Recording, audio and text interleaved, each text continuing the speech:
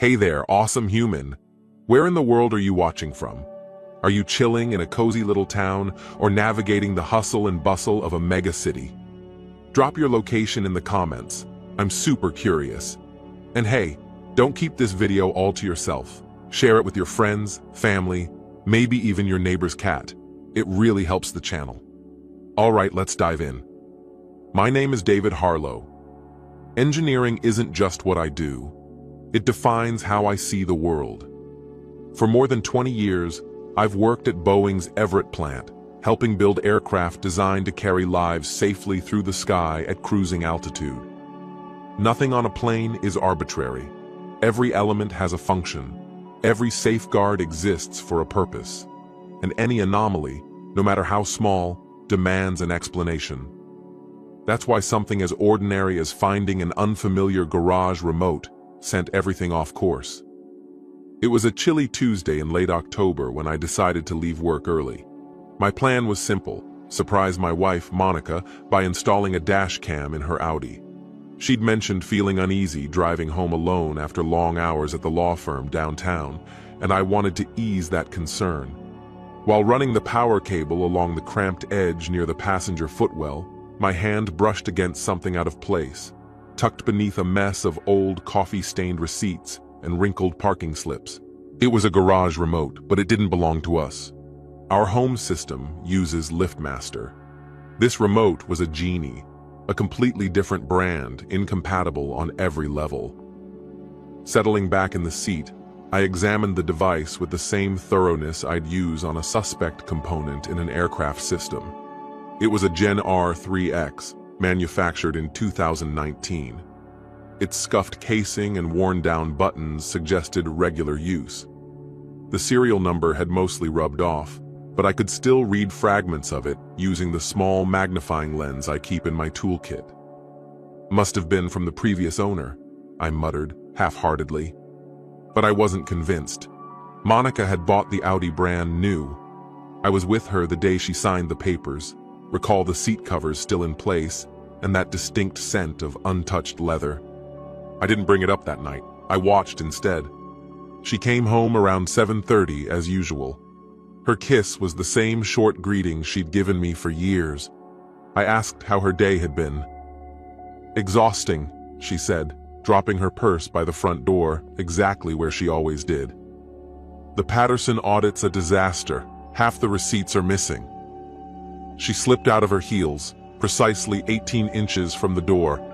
A detail I'd once teased her about now seemed worth registering. "I'll probably need to stay late a couple more nights this week." "Tuesday and Thursday again," she said. There was the faintest pause, barely perceptible, but I caught it. "Most likely," she added with a shrug.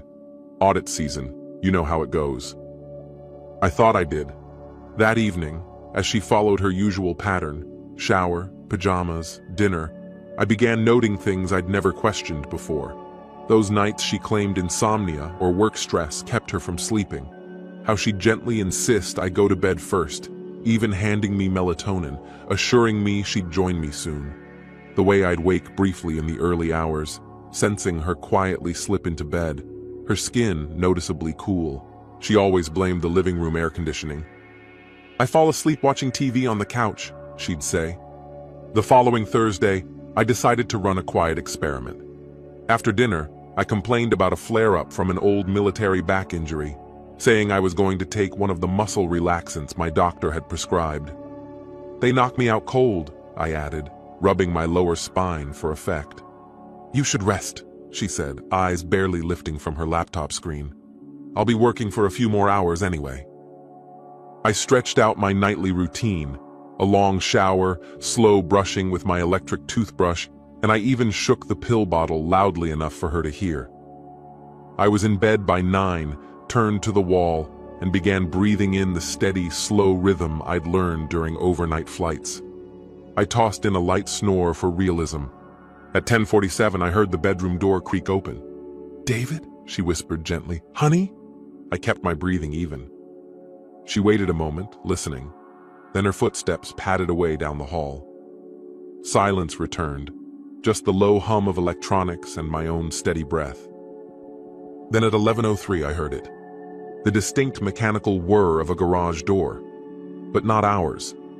I'd disabled ours earlier in the day, claiming to troubleshoot a strange grinding sound. This noise came from somewhere nearby, muted, but unmistakable if you were tuned to hear it. Moments later, her Audi's engine started. That smooth, familiar purr faded into the night. She eased out of the driveway with deliberate care, her headlights off, inching backward through the pitch black until she reached the street. I waited exactly 5 minutes before slipping out of bed and pulling on the dark outfit I'd stashed behind a row of old jackets in my closet. My electric bike, charged and ready, waited in the basement workshop like a loyal accomplice. Trailing someone through the quiet streets of suburban Kirkland should have been tricky, but not with Monica. I knew her driving as well as I knew the specs on any machine I'd ever designed. Her habits were ingrained, familiar, predictable. She never drove recklessly, always just under the radar, maybe 3 miles over the speed limit, never more. Her routes were efficient to the point of algorithmic. I kept parallel where I could, using bike paths and side roads, catching glimpses of her white Audi at key intersections. Meanwhile, my brain clicked into gear, mapping trajectories, computing probabilities, running its usual mental simulations. But she wasn't heading to the office. And it wasn't the all-night Safeway she sometimes mentioned when insomnia took hold. She wasn't going to her mother's place in Bellevue or any of the other reasonable destinations I'd expected. Instead, only a few blocks away, closer than I'd ever imagined, she turned onto Oak Meadow Drive, a cul-de-sac I knew well. I'd walked those sidewalks plenty of times while dog-sitting for a neighbor. House number 4847. A craftsman-style build with a clean exterior and a 2-car garage. Most of the house sat in shadow, except for the faint glow of a television flickering behind the front windows, probably the living room. I stopped behind a landscaping truck parked at the curb, using it for cover. Monica pulled into the driveway and reached up, clearly triggering the garage opener. The door rose smoothly, silently, the kind of upkeep you only notice when it's flawless. She pulled in confidently. The door eased shut behind her. No lights came on inside. My heart beat harder, but my thoughts stayed organized. I knew this address, knew who lived there. Kevin Morgan, an engineer at Boeing, 2 levels below me. We'd collaborated on a few projects, attended the same briefings, even chatted over burgers at last summer's block party. Kevin was 34, married for 4 years to Nina, a nurse who worked nights at Swedish Medical, Sunday through Thursday. I remembered Kevin venting after one too many drinks at the company holiday party, complaints about passing like strangers in the night. The loneliness, how rare it was for them to share even a full afternoon together. The television still cast its dim light. He was awake, expecting someone. 6 minutes passed, then 7, then 8. At the 9-minute mark, movement stirred behind the curtains. The light from the TV shifted, then disappeared entirely. Total blackness. In that house, at 11:24 p.m., my wife had just entered a married man's garage while his spouse was across town saving lives. I didn't move. I stayed behind that landscaping truck for a full hour, running loops in my head. Scenarios, branching outcomes, hidden variables. At 12:37 a.m., a bathroom light flicked on upstairs, briefly. At 1:15, the garage door rolled open again. Her Audi backed out slowly. Headlights stayed dark until she reached the main road. I took a different route back, careful not to follow directly. Got home 10 minutes before she did. Slipped under the covers, same position, same breathing pattern. When she finally returned at 1:48, I didn't need perfume or cologne to know something was different. There was no giveaway scent of another man. Nothing obvious. But something had changed.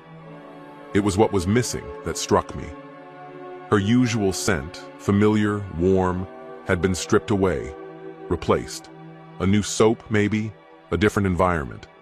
She hadn't covered her tracks, she'd erased them. "David," she murmured, barely audible as if testing the waters to see if I was awake.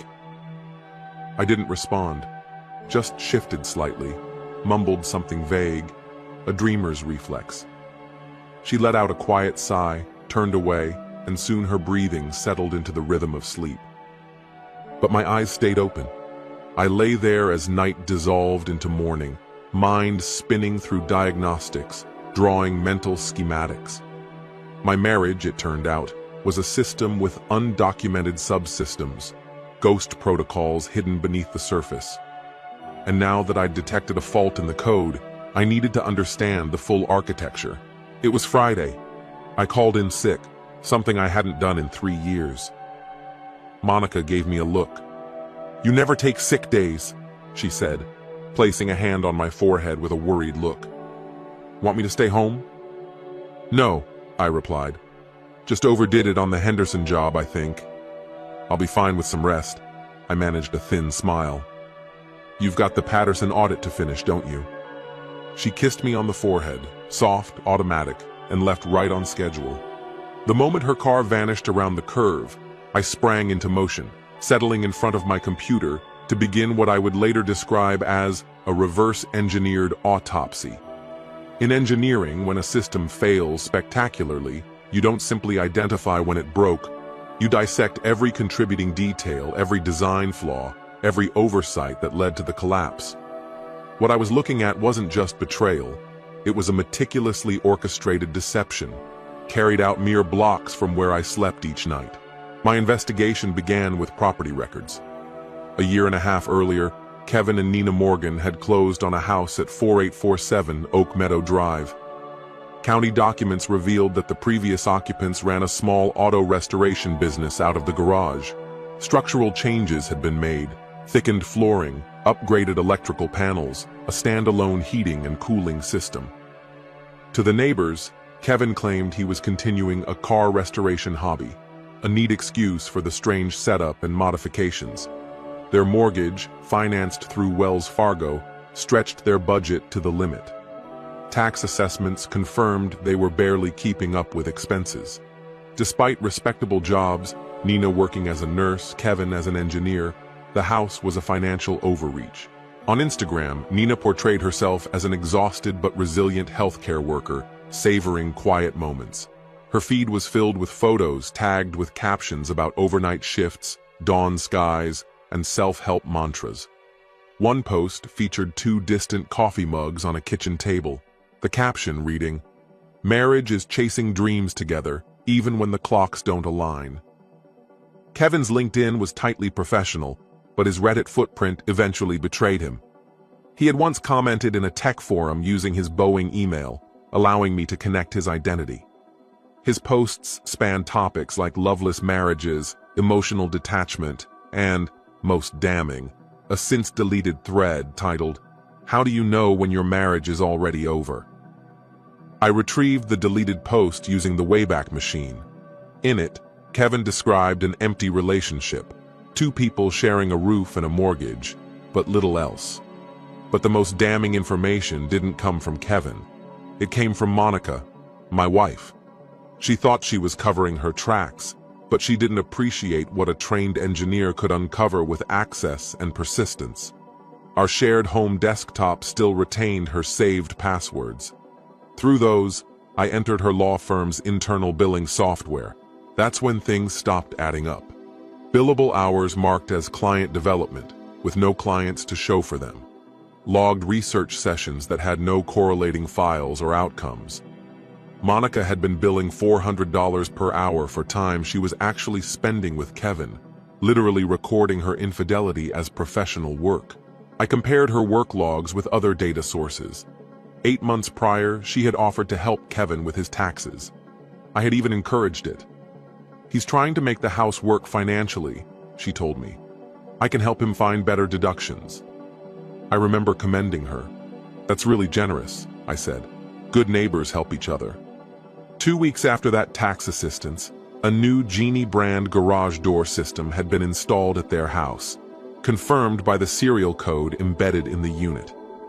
A week later, I began suffering from insomnia, which happened to align with my trip to an aerospace convention in Chicago. Still needing harder proof, I bought a trail camera from Home Depot, the kind hunters use. It's triggered by movement and heat and uploads footage to cloud storage. That night, while Monica was working late at her actual office, I confirmed her location with a quick call. I took a walk down the public trail that runs behind Kevin's backyard. I mounted the camouflaged camera in a hidden spot with a clear view of the rear entrance. Over the next 14 days, I conducted a quiet investigation into my own life.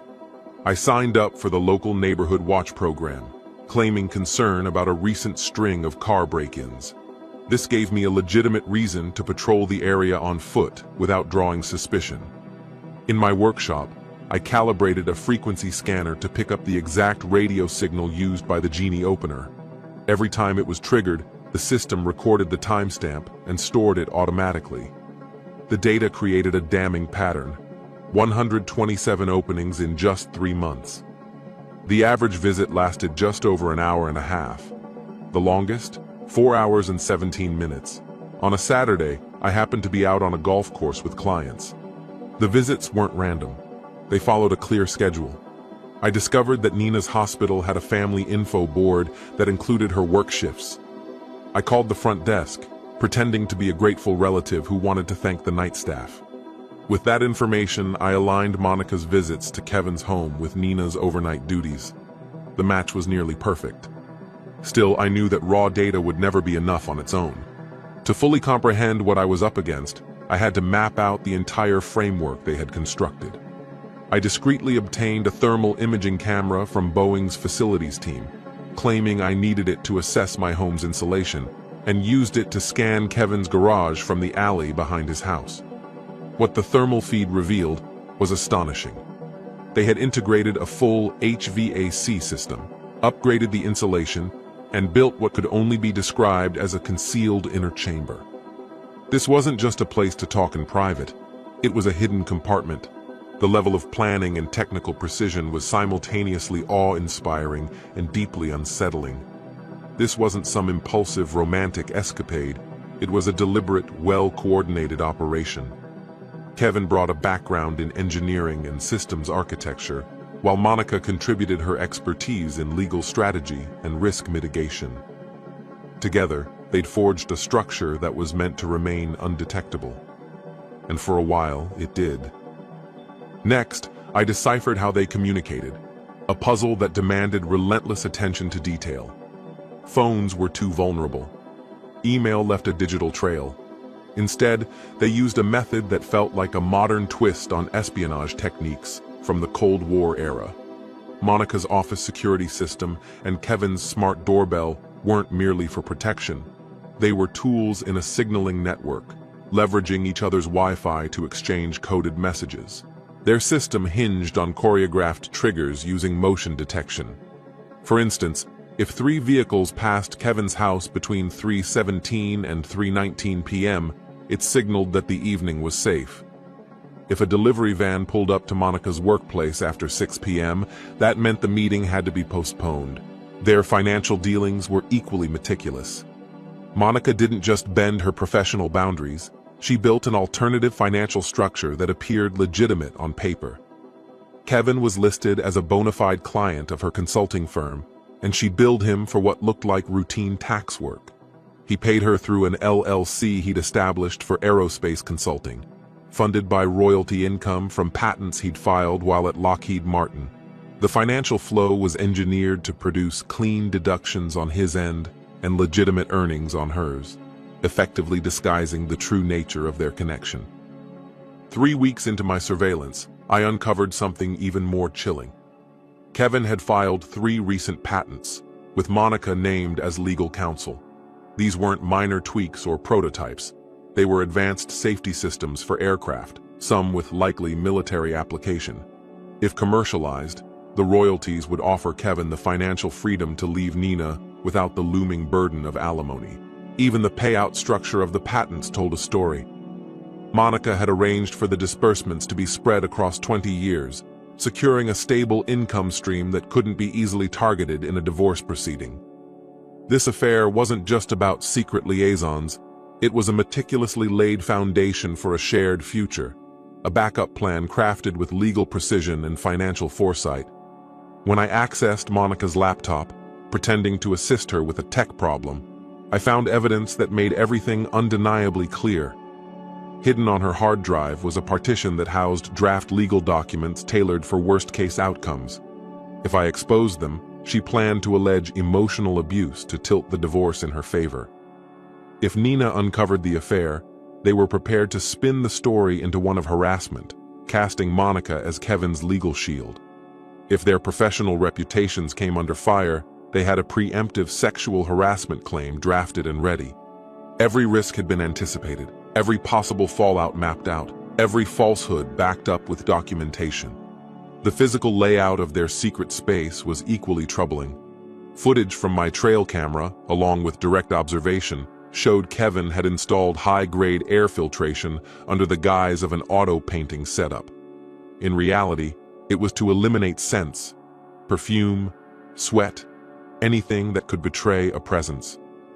The garage floor had been sealed with industrial epoxy, allowing for deep cleaning on a forensic level. Ultraviolet lighting, allegedly for paint curing, doubled as a tool for detecting and erasing biological evidence. What they'd constructed wasn't just a hideaway, it was a sterilized environment, optimized to leave no trace. What alarmed me most was the shift in tempo. Initially, their meetings were sporadic, once a month at most, but then they increased, bi-weekly, then consistently on Tuesdays and Thursdays. Lately, Monica had even started dropping by during her lunch breaks, claiming off-site consultations. Kevin, in turn, was mysteriously ill on the rare days Nina had midday shifts. They were slipping. Whether emboldened by the secrecy or driven by deeper emotion, they had begun to make mistakes. Then came the night everything changed. My trail camera captured Nina returning home from a graveyard shift around 3 a.m., still dressed in her scrubs, utterly drained. Kevin greeted her, not with distance or guilt, but with a cup of coffee and a bouquet. His posture exuded tenderness. Nina smiled, weary but genuinely touched. There wasn't a trace of fracture in their bond. This wasn't a shell of a marriage. It was a relationship still trying to thrive. And yet, beneath that quiet moment of connection, betrayal was already entrenched. One of them had committed to a life built on deceit, all while continuing to play the role of a devoted partner. The silent brutality of that realization reshaped everything. The moment I watched her effortlessly toggle between the roles of dutiful spouse and fervent mistress, something in me switched. My mind, trained to manage complex aircraft logic systems, shifted into tactical mode. Emotions were pushed aside. This wasn't about confrontation. It was a methodical takedown of everything they had constructed. I would use their own meticulousness as the mechanism of their undoing. My first step was self-preservation, financially and legally. Over a span of 3 weeks, I discreetly drained our shared accounts, converting the assets into discrete, untraceable holdings that Monica would never reach. Simultaneously, I compiled a detailed dossier chronicling her ethical violations at her firm, enough to initiate mandatory disclosures and trigger internal scrutiny. I did the same with Kevin, documenting his exploitation of Boeing systems, unauthorized access to confidential R&D, filing intellectual property under his name while on company hours, and running a private LLC in breach of his employment terms. With security and leverage in place, I began to disturb the equilibrium of their routine. I broke their timing, returning home unpredictably, proposing spontaneous dates during typically uneventful weekdays, and scheduling last-minute events that disrupted their regular cadence. Monica struggled to adjust. Each new excuse she crafted strained her composure. That strain exposed fault lines. One Tuesday evening, I said casually, "How about trying that new Italian place tonight?" She paused. "Can't. The Patterson audit's been keeping me late." "That audit still isn't done?" "Maybe I should speak with your managing partner. They're overloading you." Her face lost its color. "No, really. It's fine. Just a couple more weeks." Then things will calm down. Behind the scenes, I infiltrated the technological backbone of their affair. Their coordination relied heavily on our home Wi-Fi's predictable behavior. I introduced controlled chaos, installed a new router with random disconnect intervals, added a smart TV that jammed motion sensors, and picked up a faux ham radio hobby to emit localized electromagnetic noise. Their messages began arriving late, or not at all. Monica became visibly unsettled, constantly checking her phone, alarmed when her usual confirmations failed to appear. Through a window of opportunity during a late-night maintenance cycle, I accessed Kevin's Boeing-issued laptop. His activity showed searches on anti-surveillance methods and divorce laws in Washington state. He believed his browser history was wiped clean, but restore points painted a different picture. Hundreds of hours spent crafting his legal exit. But his precision had lapses. He accessed the LLC's finances using a company device, printed private legal paperwork on Boeing printers. Each instance alone might have passed unnoticed, but collectively, it formed a damning pattern of misconduct. Then came my most unexpected advantage: Kevin's health data. Buried in his company medical profile was a documented allergy to shellfish. Not fatal, but serious enough to require immediate intervention. So I changed the menu. Shrimp pasta on Mondays, crab-stuffed mushrooms on Wednesdays. The scent clung to my jacket, the seats in my car, the air inside our home. Monica, unaware, carried these microscopic remnants back to him. One evening, her eyes were red and watering when she returned. "Must be allergies acting up," she said, dabbing at her nose. "You should have that checked," I said with a note of concern. But I knew exactly what was happening. Kevin was reacting. Not severely, yet, but enough to turn their meetings into a liability.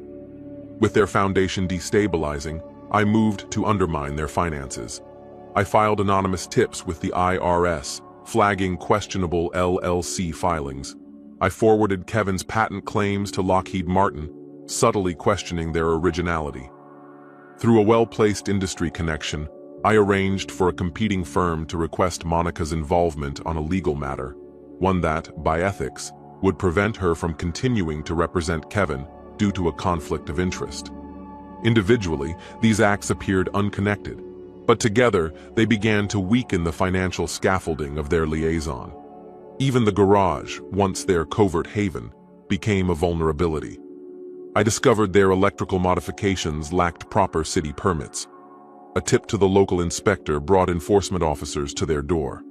Kevin was forced to pay penalties, reverse unauthorized installations, and explain discrepancies. Their private refuge was compromised. My final move came through a hidden feature in the smart home software. Though users believed recording could be turned off, the system had been quietly archiving all activity to the cloud. I accessed months of logs and extracted them. With this, I began a psychological operation. Kevin's Reddit inbox began receiving anonymous messages from someone posing as a co-worker of Nina. The messages implied she was starting to grow suspicious. That was all it took. The intricate, covert ecosystem they had engineered began to collapse from within. Monica's firm had been receiving anonymous allegations about questionable billing habits. Although none of the reports could be definitively linked to me, the resulting internal scrutiny cast a shadow over the office. Tension grew, and under the pressure, people began to falter, overlooking protocols, making mistakes, and leaving digital footprints behind. I waited patiently, knowing the right moment would eventually present itself. Through some digging, I discovered that Nina's hospital was preparing to implement a new scheduling platform, a system plagued by a known flaw. It occasionally misidentified off-duty staff as being scheduled. Reaching out to an old Boeing acquaintance who had ties to the deployment team, I managed to steer a casual conversation toward rollout timelines. By subtly nudging the topic, I ensured that the bug would manifest on a particular Thursday. That was all the opportunity I needed. I meticulously aligned a chain of events to collide on that same Thursday. An official IRS notice was arranged to land in Kevin's mailbox that morning. A stop work order regarding his unauthorized garage project was timed for the same day. Monica's firm, coincidentally or not, scheduled their internal billing audit that Thursday as well. And Nina, assuming she was scheduled due to the glitch, would likely discover the error only after getting ready for her shift. I marked the operation in my files as Failure Day. March 15th, the Ides of March, seemed poetically appropriate. That morning, I drove to Portland to attend a Boeing leadership event, ensuring I'd be publicly seen and digitally logged, creating an irrefutable alibi.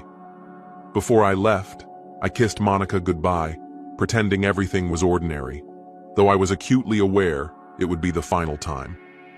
At precisely 8 a.m., Kevin received an authentic IRS letter, triggered by an anonymous tip from me, announcing an audit of his LLC. It requested 5 years of financial records within 30 days. Alarmed, Kevin bypassed his usual communication precautions and messaged his accountant directly from his personal phone. By mid-morning, Monica sat in a tense meeting at her law office. The senior partners presented concerning anomalies, numerous logged hours that had yielded no results, extensive research records with no discernible outcomes.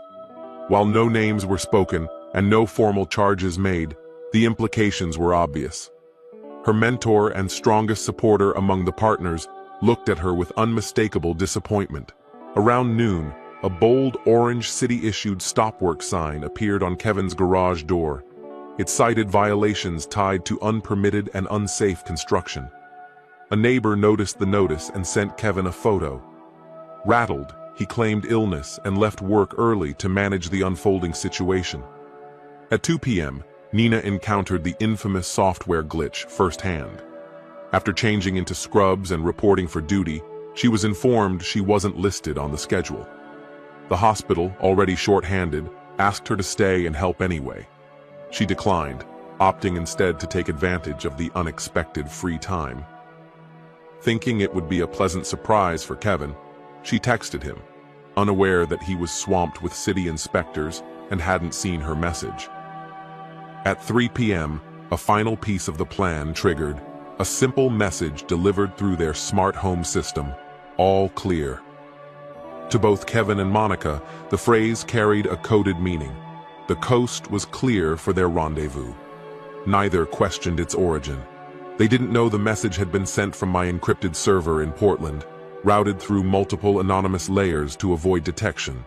By 6 p.m., Monica messaged me, claiming a client emergency was keeping her at the office late. I responded warmly, offering encouragement and a gentle warning to take care. She then drove, as she had many times before, to Kevin's residence on Oak Meadow Drive. She used the garage remote, parked inside, and entered a space that had become intimately familiar. Kevin was already there, emotionally depleted from the day's chaos, craving comfort.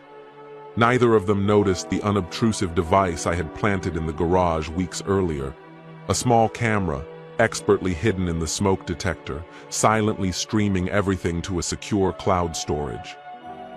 At 6:47 p.m., Nina walked through the front door of their home. What followed was captured by more than one device: the garage camera, Nina's own phone, and neighboring home security systems. She called out to Kevin, receiving no response. Room by room she searched, the office, the bedroom, the kitchen, each one empty. Then came faint noises from the garage, voices, movement, too familiar to mistake. What followed was a detonation of raw emotion. Nina's scream cut through the quiet like a blade, filled with anguish and disbelief. She stormed to the garage, pulling the emergency release, causing the door to creak open and let in the fading light of dusk. Monica, caught off guard and scrambling to compose herself, attempted to flee, only to find her vehicle blocked by Nina's in the driveway. Kevin stood frozen, trapped between remorse and shock, unable to offer a single word of explanation. The chaos spilled into the open air. Neighbors emerged, drawn by the shouting. Mrs. Patterson, a retired teacher with a penchant for social media, filmed the entire scene on her phone. Travis Bradley, a fellow Boeing employee who knew both Kevin and Monica, happened to be walking by and watched in stunned silence as the situation unraveled before him. Fueled by the clarity that heartbreak can bring, Nina began putting the pieces together. Hidden hardware in the garage, tampered systems, evidence of a deception that had been in motion far longer than anyone realized. She reached out to law enforcement, claiming an intruder and suspecting a break-in. Monica had no lawful right to be on the property. Police arrived swiftly, collected statements, and logged the incident officially. She tried to flee, but her vehicle refused to start, something I had fully anticipated. A friend from Boeing who lived nearby had discreetly tampered with her fuel line during the chaos, well aware of her habitual parking spot. Stranded and without options, she had no choice but to order an Uber. Looking disheveled and utterly humiliated, she stood alone in the driveway as neighbors gathered, some even recording the scene. Kevin's desperate attempts to limit the fallout only made things worse. When inspectors began reviewing the unauthorized construction in the garage, they uncovered far more than just building code violations. The security system, installed under the impression it would provide protection, had been recording everything: private rendezvous, illicit transactions, and candid discussions about future plans. The cloud-based backups, uploaded automatically to secure servers I had set up, ensured the footage was preserved. By that evening, the story had ignited across the internet, blazing through local Facebook pages, Nextdoor posts, and Reddit threads. The headline that took hold was brutal. Nurse wife exposes Boeing engineer's secret garage. Photos, videos, and detailed accounts spread like wildfire, far outpacing any effort to suppress the narrative. In just one night, Kevin's spotless professional reputation was utterly destroyed. Watching from a hotel room in Portland, I played the part of the shocked, heartbroken spouse. I took a late flight home and arrived to a storm of press. My portrayal of the devastated husband was flawless. When reporters approached, I kept my composure. I had no clue, I told Travis Bradley, a neighbor who approached with sympathy. I trusted her completely. He assured me that no one could have predicted such a betrayal, oblivious to just how precisely I had orchestrated every step. The chain reaction I had set in motion was more explosive than even I had imagined. Secondary systems I never meant to hit began to crack under the pressure, expanding the damage far beyond the initial targets. In less than a day, Monica was fired from her firm. It wasn't a quiet termination. It came bundled with a referral to the state bar for ethical violations. Her legal career wasn't merely interrupted, it was obliterated. No law office would touch someone known for leveraging an affair to pull in new clients. Her license was suspended pending investigation. Nearly a decade of law school, bar exams, and courtroom work, gone in an instant. Kevin didn't fare much better. Boeing, pressured by public outrage and internal policies, invoked its rarely used morality clause. First came administrative leave, followed by formal termination. He forfeited over $300,000 in unvested stock options. Patent applications tied to his work were abruptly withdrawn after Lockheed filed a formal objection. His aerospace career ended overnight. The loss of his security clearance, prompted by misconduct, ensured that no defense contractor would ever hire him again. Nina, his wife, filed for divorce the next day. Washington law left no ambiguity. She would receive the majority of their shared assets. Their home, devalued thanks to the illegal modifications in the garage, was effectively unsellable. The city later condemned the structure due to a string of additional code violations. Kevin found himself drowning in a mortgage for property now worth far less than he owed. Bankruptcy was inevitable. Meanwhile, the IRS audit I had initiated came through with devastating precision. Undeclared earnings, fraudulent deductions, and signs of criminal-level tax fraud. Both Kevin and Monica now faced federal indictments. Their financial schemes left a clear trail, evidence of deliberate conspiracy. Prison was no longer just a possibility, it was a looming reality. Their financial ruin was complete. My own divorce from Monica moved swiftly. With her career in ruins and criminal charges pending, she couldn't afford legal counsel. The case was so straightforward that even a sympathetic judge couldn't help her. She walked away with absolutely nothing. No alimony, no assets, no retirement funds. I retained everything, and still, I had in my possession digital recordings capable of causing even more damage. Insurance, should she ever attempt to challenge the outcome. During the only face-to-face meeting we had, inside her attorney's office, she stared across the table at me, clearly in disbelief. Her lawyer, a public defender volunteering for the case, remained silent as she finally spoke. "How could you?" she asked quietly. "How could I what?" I replied, calm and steady. "Discover your affair? That's on you." "You know what I mean," she said softly. "All of it. The IRS, the firm, everything collapsing at once." "Sometimes," I said, echoing terminology she'd heard me use countless times, "a system fails catastrophically. When the flaw is in the original architecture, multiple elements collapse in sequence. It's not sabotage, it's inevitability." She looked at me then, truly seeing, for the first time, the cold, methodical strategist she had married. "You knew," she whispered. "You knew and planned this." "I knew my wife was sleeping with the neighbor," I replied evenly, while his own wife worked night shifts to support their lifestyle. "Everything else? That was just the natural outcome."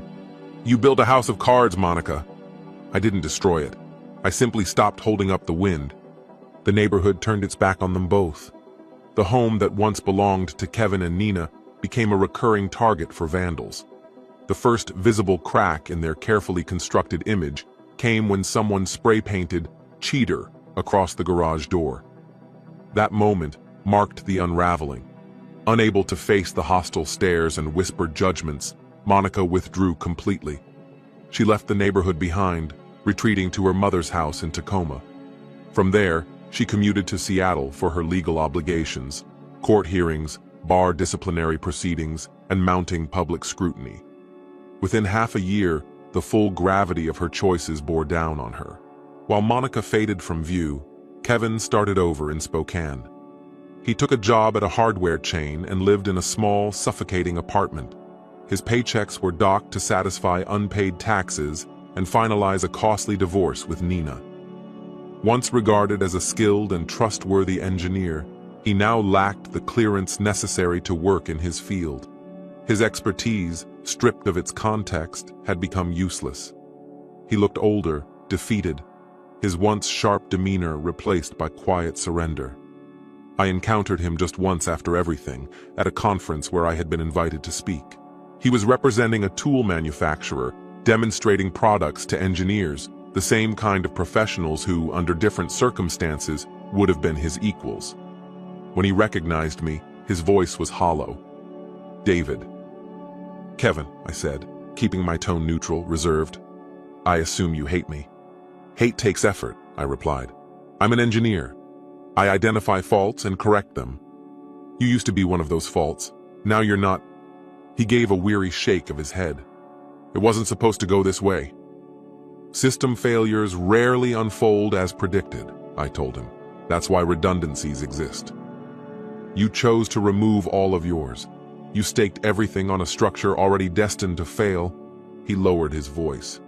"So this, me, like this, is what you wanted?" I paused before answering. "Not happiness, no. But there's a certain satisfaction. When a system collapses exactly how you forecasted, it's hard not to feel affirmed." Monica's career in law never recovered. The bar revoked her license after confirming multiple ethical violations. Eventually, she found remote bookkeeping work for a small firm that never ran a background check. From billing hundreds of dollars an hour as a litigation expert, she now earned less than 20, her legal training gathering dust. She stayed at her mother's home, drove a dented Corolla, and wore thrift store clothing. I saw her once more nearly a year later, sitting in a Starbucks in Tacoma. She was hunched over a laptop, the same one I had gifted her on our 5th anniversary. It was barely functional, held together with duct tape and hope. We locked eyes briefly. Neither of us said anything. She quietly packed up her things, leaving behind a half-drunk coffee. Maybe it was a luxury she could no longer afford. Of all the people involved, Nina emerged the least damaged. Her colleagues in nursing rallied behind her, offering both emotional support and fresh job leads. She transitioned to a daytime position and began dating a cardiologist who admired her strength. Later, she sold the rights to her story to a popular true crime podcast and made enough money to begin again. She reached out to me only once, through LinkedIn. "Thank you for the evidence." I didn't respond, but the message pleased me. It was reassuring to know she was recovering. Nina had been a collateral victim, caught in the crossfire of a war she didn't know was being fought. Her eventual healing stirred a rare and unexpected emotion in me, something faintly resembling regret. The Oak Meadow property was foreclosed and sold.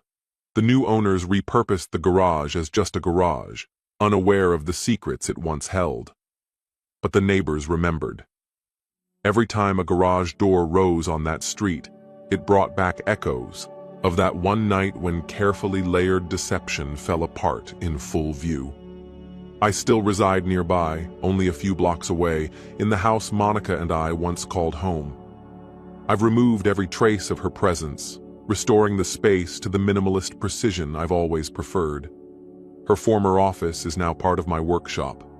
The breakfast nook we once shared is filled with technical manuals and patent files. When I take Euler, my German shepherd, named after the mathematician, out for walks, I sometimes pass by the Oak Meadow home. The garage now has a modern roll-up door, unlike the old segmented one that had hidden so much. I often pause there, remembering the hours of planning, the seamless execution, and the collapse that followed, engineered down to the smallest detail.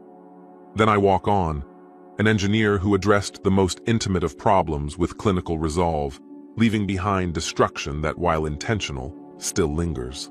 There's one artifact left, the third garage remote. It stays locked in my safe. I've never discarded it. It's both a keepsake and a symbol.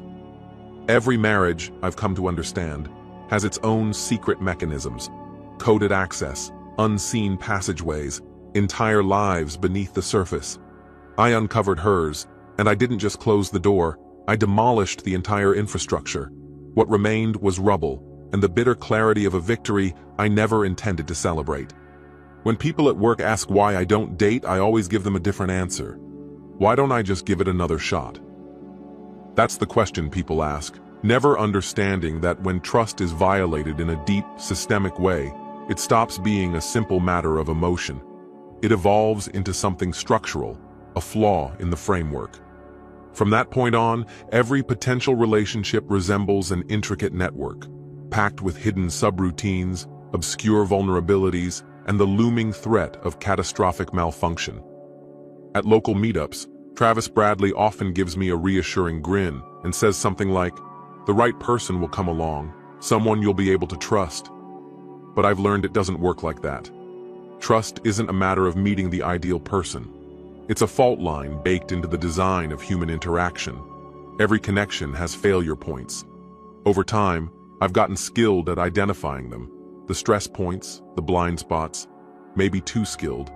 Skilled enough that I can't unsee them anymore. These days, my life is engineered for stability. I rise at 5:30 a.m. without exception. Coffee is brewed by 5:45. A workout follows at 6, and I'm logged in for work by 7:30 sharp. I log out at 5:30, eat dinner at 6:30, then retreat to reading or tinkering in the workshop until 10. Lights out at 10:30. Every piece fits. There's no deviation, no noise in the signal. That rigid structure protects me, not just from chaos, but from risk. For someone who has witnessed complex systems collapse in spectacular ways, living this way isn't about compulsion, it's about logic. Like the mythical Patterson audit Monica once claimed monopolized her Tuesday and Thursday evenings. I did some digging later. Patterson Industries had filed for bankruptcy 6 months before those alleged audits began. It was an elaborate fiction. She hadn't simply lied. She'd built an entire simulated environment, forged emails, fabricated work deliverables, phony documentation stored on her own device. Her lie wasn't careless. It was constructed with frightening precision. But like any poorly designed system, it contained a critical flaw. She assumed I would remain predictable, that I wouldn't question, wouldn't check, wouldn't dig.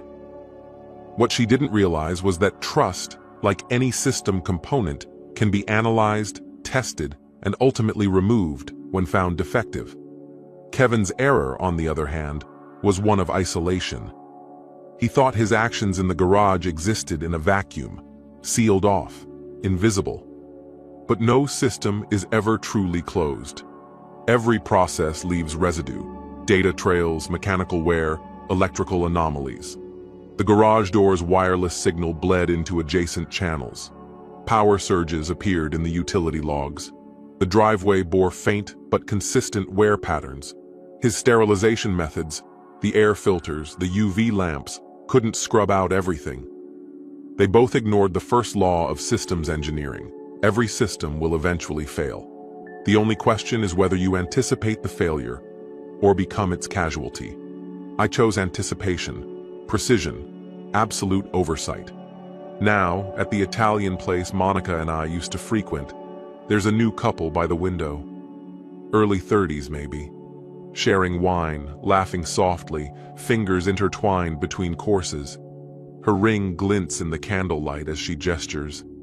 He looks at her like she's the center of his entire world. A part of me wants to interrupt, to tell them what I've learned. About phantom garage doors, fictional audits, sleepless nights, and betrayals disguised as commitment. To explain that trust is a built-in weak point in every two-person arrangement. That love, by its very design, is unstable. That beneath the surface, collapse is always a possibility. But I stay quiet. I finish my drink alone at the bar, settle the tab, and step out. It's not my system to monitor, not my fault line to trace. They'll figure it out. Or they won't. They'll endure. Or implode. Either way, it's not my variable to solve for. Since the divorce, my work at Boeing has been flawless. With nothing pulling at my attention, my concentration is total. I catch what others miss. I identify failures in code, in structure, in logic. 2 promotions followed. I now hold a top-tier security clearance. There's even quiet talk of handing me the lead on our upcoming defense project. "You're like a machine," my supervisor said after I flagged a flaw that had eluded every other engineer. "You miss nothing." But I do. I missed the erratic signal from the garage door for months. I overlooked the rhythm of those so-called audit nights until they became habit. I failed to recognize that I was living inside a deception until the evidence was literally in my hand. Now though, now I see the signals. I see the drift from baseline. I see the patterns, the cracks before they spread, the collapse before it starts. It's lonely, exhausting, probably unhealthy, but it's predictable. No one will ever again weave a secret world into the fabric of my life. No one will ever again weaponize my trust to support a lie.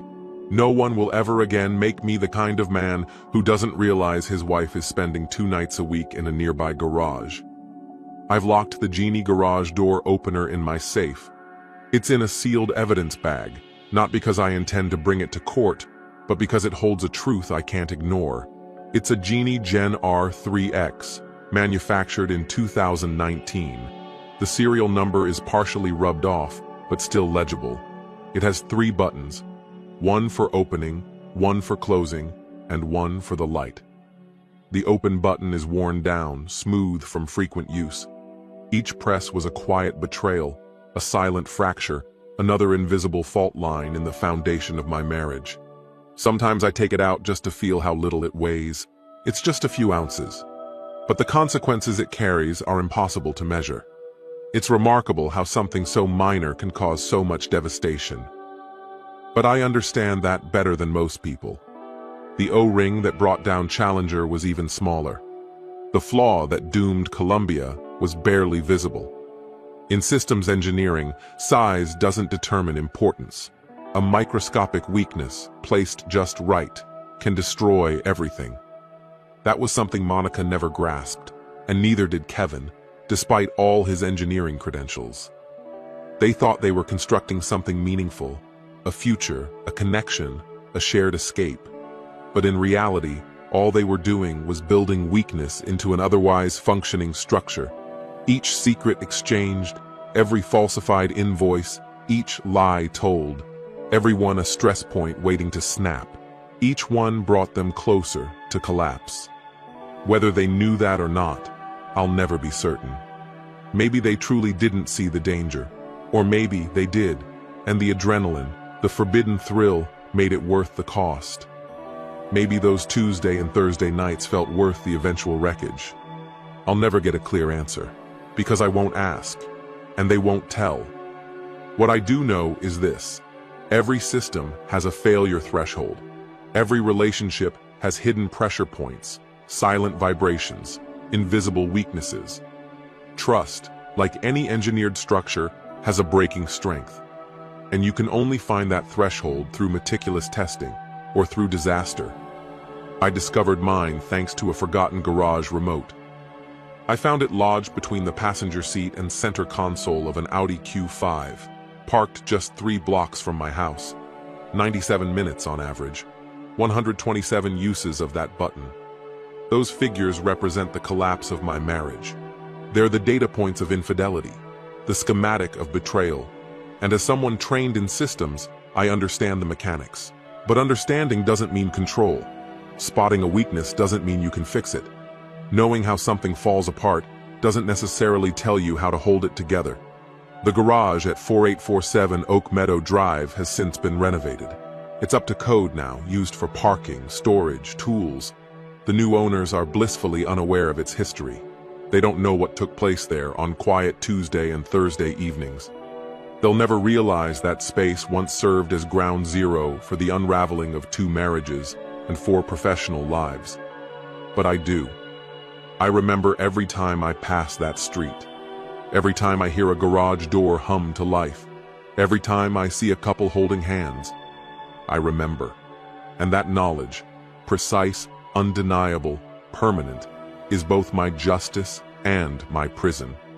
Because once you've seen how effortlessly trust can be weaponized, how love can be reverse-engineered into deceit, how a single overlooked detail can cause an entire structure to implode, you can't unsee it. All you can do is try to build smarter, add fail-safes, keep sensitive components isolated, minimize potential points of collapse. Or you can do what I've done. Strip the system bare, eliminate every element that can break. Simplify until only the sturdiest, most reliable parts remain. A life without trust cannot be violated. A life without intimacy cannot be shattered. A life devoid of emotional complexity cannot experience catastrophic failure. Maybe it's not a full life, but it's stable, purpose-built, designed to endure. No surprises, no unseen variables, no frequencies beyond detection. And for someone who has survived total structural failure, that's enough. It has to be.